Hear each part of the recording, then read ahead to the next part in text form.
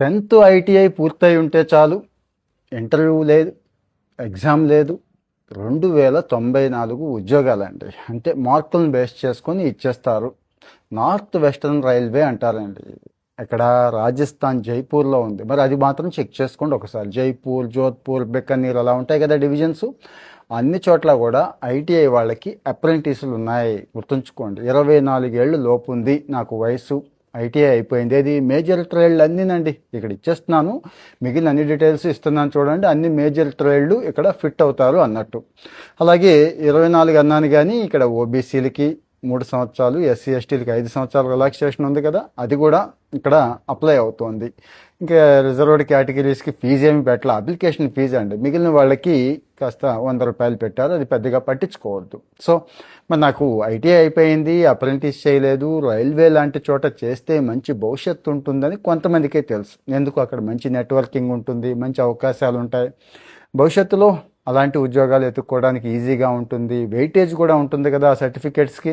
కాకపోతే రాజస్థాన్ అయినా పర్వాలేదు, అక్కడికి వెళతాను, చేస్తాను అనుకునే వాళ్ళకి మాత్రం చాలా చాలా బాగుంటుంది. ఒక 50% మాత్రం అడుగుతున్నారు. ఏది 10th ఐటీఐలో ఉంటాయి, నాకు తెలిసి ఆల్మోస్ట్ ఆల్ మనందరికీ ఉంటాయండి. సో ఏజ్ ఇచ్చేసాను, పెద్దగా ఫీజు లేదు, చక్కగా ఎగ్జామ్ లేదు. ఎగ్జామ్ లేకపోవడమే కదా కావాలి మనలో చాలామందికి.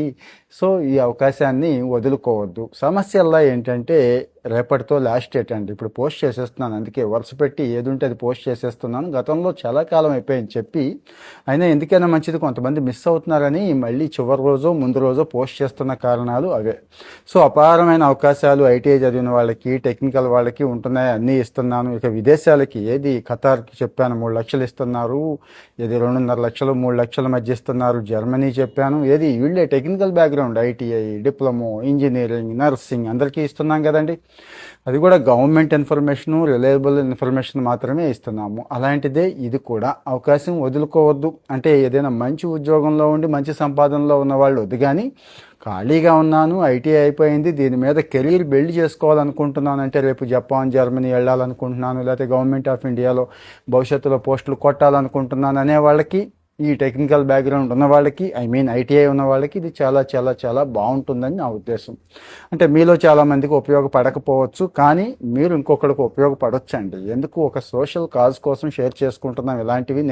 నేను షేర్ చేస్తున్నా, కానీ మీరు కూడా ఒక లైకో షేరో ఇస్తే ఎక్కువ మందికి వెళతాయి. ఎవరికి అవసరమో మీకు తెలుసు, దయచేసి వాళ్ళకి పంపండి.